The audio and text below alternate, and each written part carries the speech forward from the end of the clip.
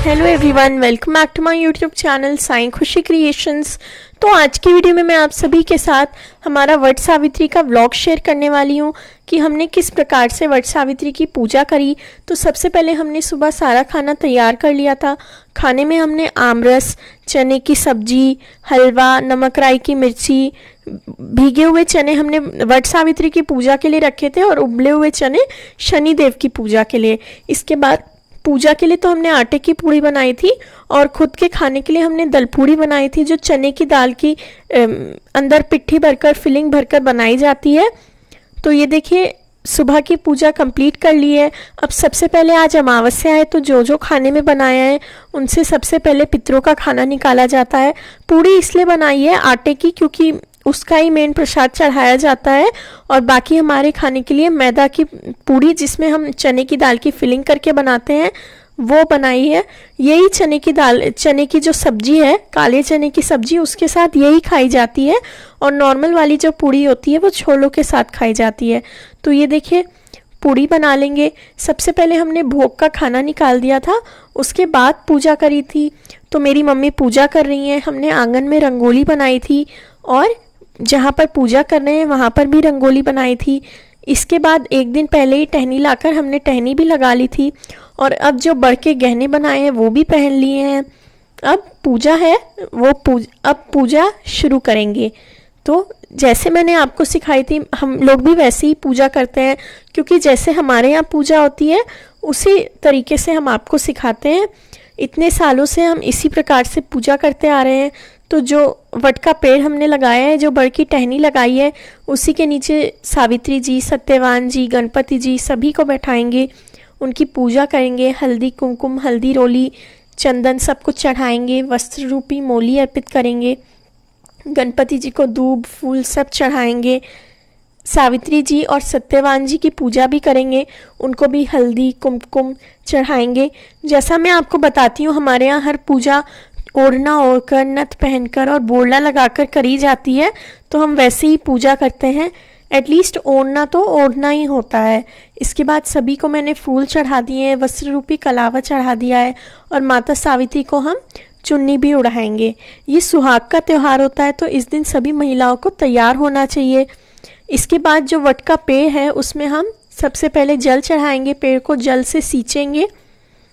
तो ये टहनी होती है इसलिए हम इसमें थोड़ा कम पानी डालते हैं, वरना टहनी जो है वो मतलब ज़्यादा देर नहीं रहती है। वो एक ही दिन के लिए हम ये टहनी पेड़ में लगाते हैं, इसलिए कम ही पानी डालेंगे, क्योंकि वरना फिर वो पानी से टहनी इधर उधर भी हो सकती है। फिर हम जो बड़ का टहनी है उस पर हम हल्दी कुमकुम चंदन सब कुछ चढ़ाएंगे। कुछ इस प्रकार से चावल भी, मूंग चावल चढ़ाएंगे, क्योंकि हमारे यहाँ हर पूजा में मूंग चावल चढ़ाए जाते हैं। इसके बाद कलावा, कपड़ा मतलब वस्त्र रूपी कलावा भी आप अर्पित कर सकते हैं, और डायरेक्ट वस्त्र कपड़े भी आप अर्पित कर सकते हैं। दोनों का एक ही महत्व होता है। इसके बाद सावित्री माता को चूड़ी, बिंदी, सिंदूर सब चढ़ाएंगे, थोड़ा थोड़ा उन्हें लगाएंगे, और बाकी सब आप आशीर्वाद के रूप में, प्रसाद के रूप में खुद के लिए रख सकते हैं।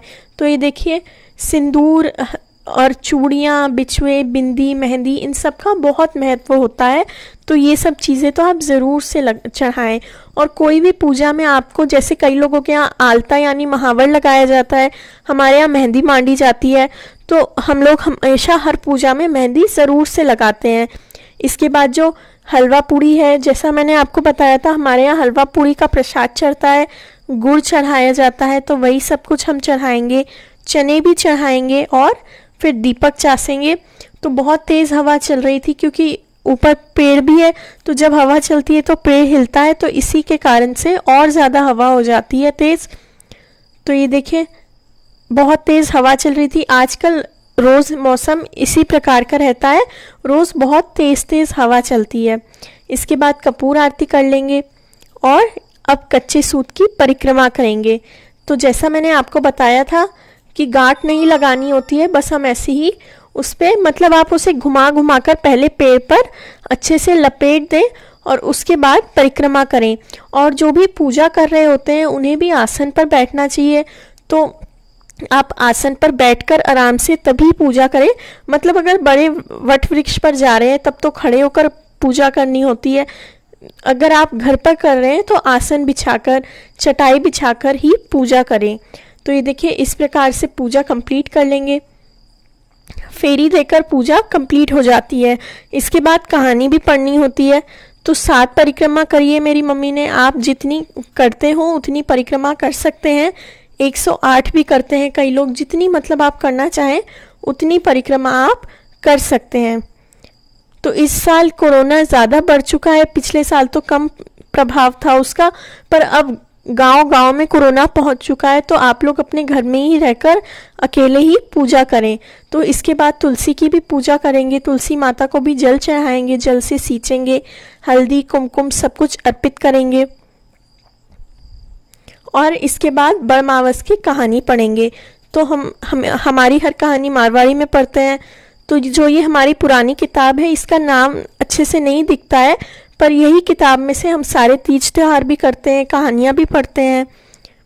तो अब वरमावस की कहानी पढ़ लेंगे, वट सावित्री व्रत की कहानी पढ़ लेंगे, और इसी प्रकार से फिर जो सारी पूजा है वो कंप्लीट हो जाएगी। तो आपको मेरा वट सावित्री का व्लॉग कैसा लगा मुझे कमेंट करके ज़रूर बताएं। इस वीडियो को अपने फ्रेंड्स एंड फैमिली मेम्बर्स के साथ, सगे संबंधियों के साथ ज़रूर शेयर करें। अगर आपको इस वीडियो से कुछ जानकारी मिली हो तो इस वीडियो को लाइक करें एंड मेरे चैनल साई खुशी क्रिएशंस को ज़रूर से सब्सक्राइब करें। Thank you very much for watching. Please like, share and subscribe. Thank you.